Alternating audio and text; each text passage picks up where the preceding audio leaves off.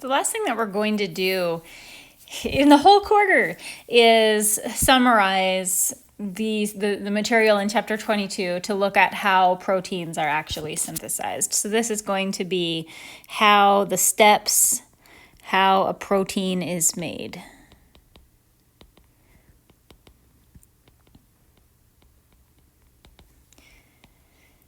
And so in order, the first thing that happens, of course, the very first thing is that the body decides that a protein needs to be synthesized. And once that decision is made, inside the nucleus, a strand of mRNA is synthesized. This takes place inside the cell's nucleus.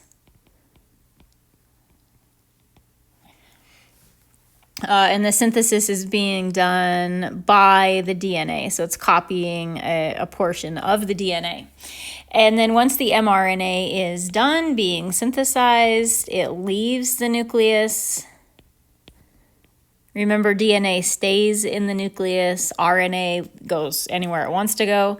So the mRNA leaves the nucleus and it goes to a ribosome, which is where the proteins are synthesized. And while this is going on, so this is like also happening at the same time. This is not a separate step. Also happening at the same time, we have our tRNA molecules running around, binding to amino acids, picking up those amino acids. The tRNA binding to amino acids, that is based on the tRNA's anticodon.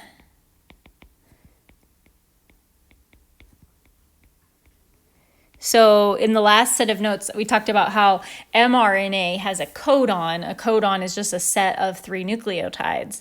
tRNA has a very similar set of 3 nucleotides that we call the anticodon. The anticodon is the complementary base pairs.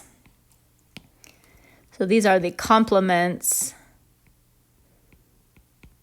to the mRNA's codons.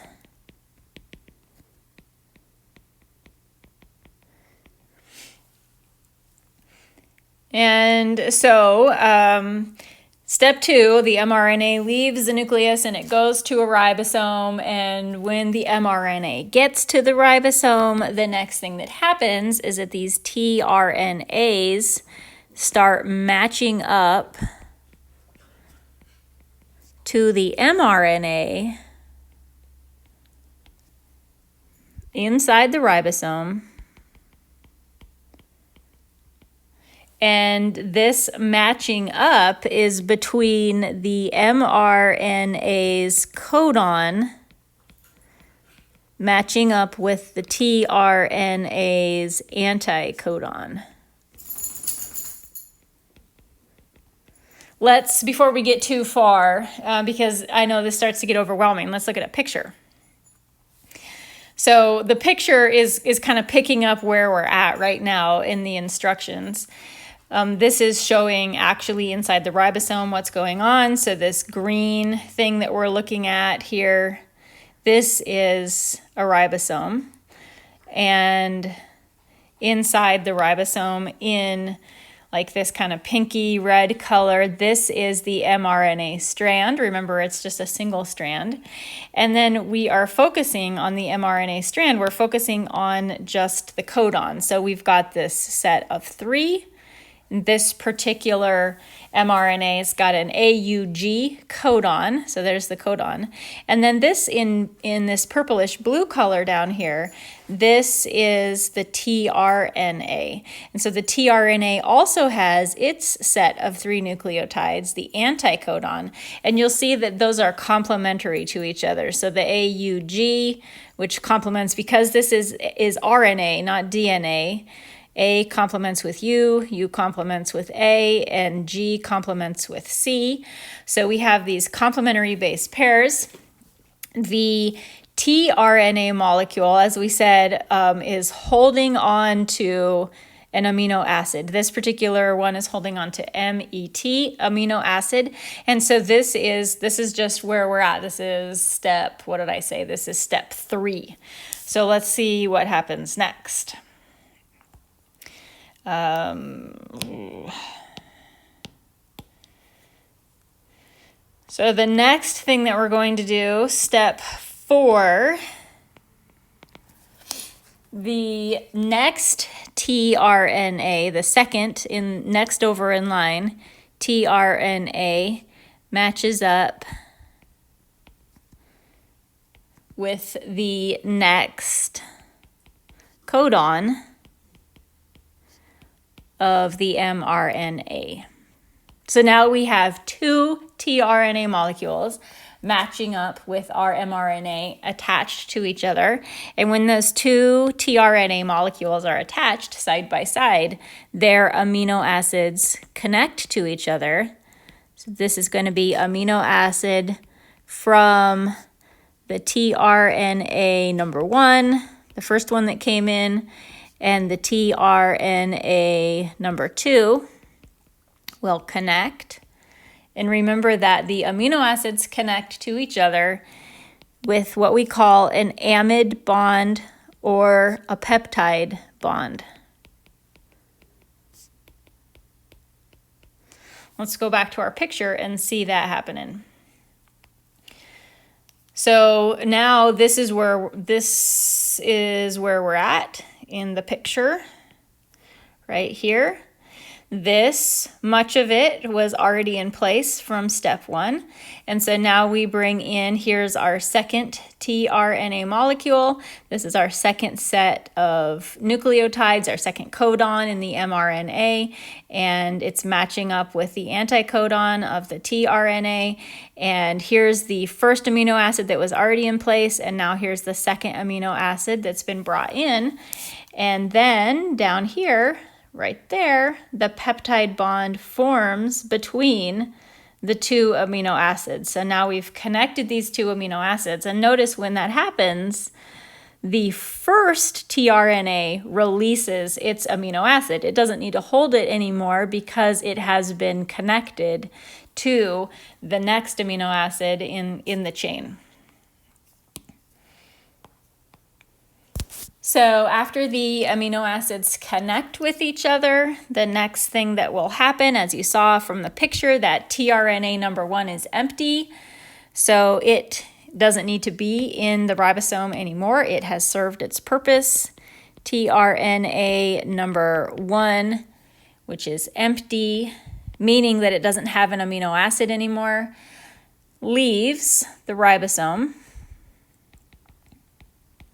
And if we're thinking about tRNAs like taxis, it's just like it's dropped its passenger off and it goes out into the world and picks up another amino acid. tRNA molecules are not destroyed.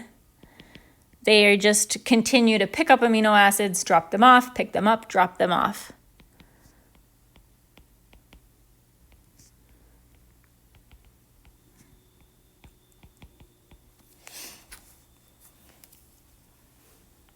The tRNA number 2 that's still in the ribosome, tRNA number 2, slides over.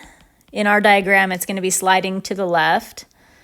And it makes room, when it slides over, it makes room for the third tRNA to be brought in. So it makes room for tRNA number 3 to enter the ribosome.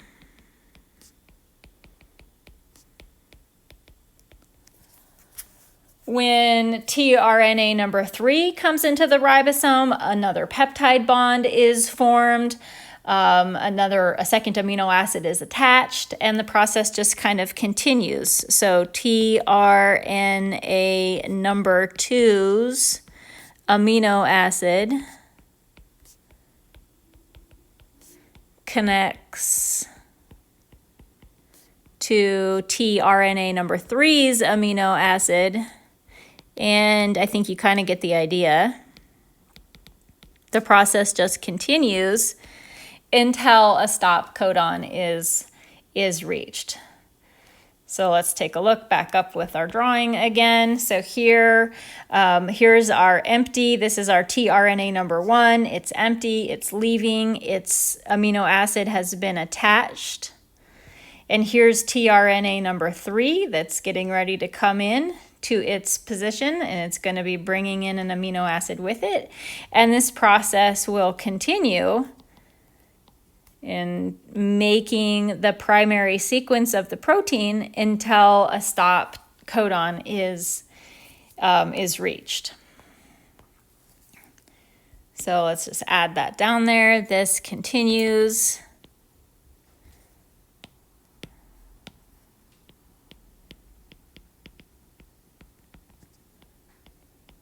until there is a stop codon. And typically, as the amino acid is, or excuse me, as the protein is being synthesized, typically it's starting to fold itself into its secondary structure like right away. But when the stop codon is reached, the protein is released from the ribosome. And it will, at this point, it will either finish folding or it will undergo folding. So we'll just say the protein, after it gets released, is folded, or it folds itself into its secondary and tertiary structures.